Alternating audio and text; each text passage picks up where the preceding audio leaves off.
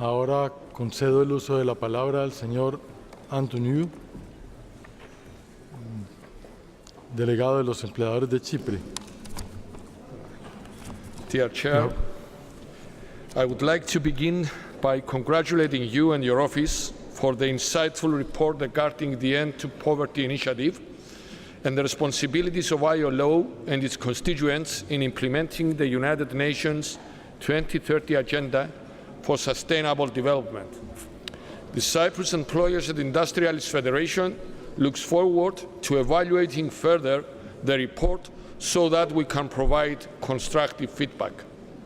Distinguished delegates and guests, ladies and gentlemen, this is the first time since many years that my federation is addressing the ILO plenary, and it is anything but arbitrary. We have chosen to do so as we are just emerging from a 6-year economic crisis that brought Cyprus to its knees, and we would like to share our experiences for the value this may have. Cyprus is a small open economy which, like many countries, was severely affected by the global financial crisis that began in the end of 2008.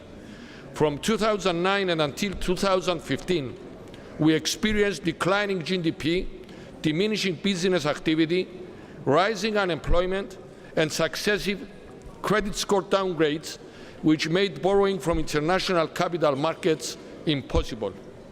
To prevent total economic collapse, we entered into an agreement, a memorandum of understanding, with our partners, the European Commission, the European Central Bank, and the International Monetary Fund.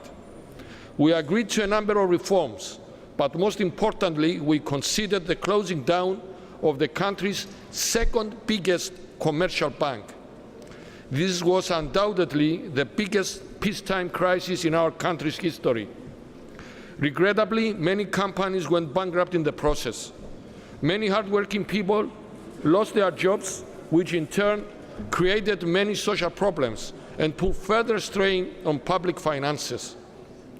In January 2009, at the beginning of the crisis, unemployment stood at 4%, and by October 2013, it had climbed to almost 17%. In order to prevent economic and social collapse, there was only one choice: to take drastic action, even if it were unpopular. Our efforts are focused on 5 main areas: stabilizing the financial sector, reforming the public sector and social welfare system, implementing fiscal discipline, addressing unemployment, and supporting the real economy by encouraging business activity. We reformed our banking system and strengthened its regulation while inviting substantial foreign direct investment. We closely scrutinized public expenditure and brought it under control.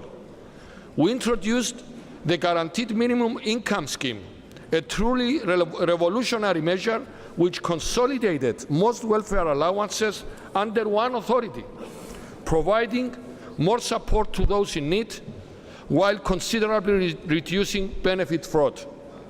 My federation also took many initiatives and worked closely with the Ministry of Labour and the trade unions to maintain labour peace and safeguard job positions. After all, we were all in the same boat.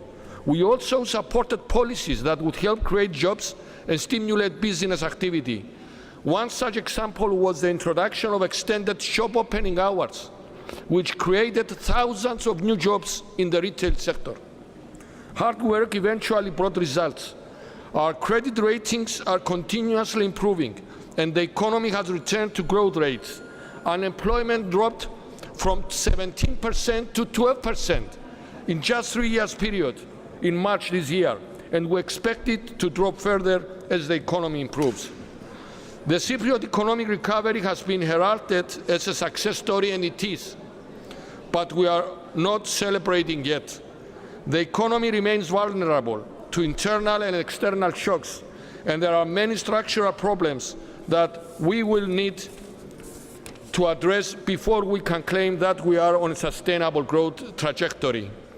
Ladies and gentlemen, we had to choose between populism, cheap rhetoric, inaction, and confrontation, or choose discipline, determination, commitment, and collaboration. We made our choice, and Cyprus, after 6 years, is once more confident and looks towards a promising future. Thank you very much.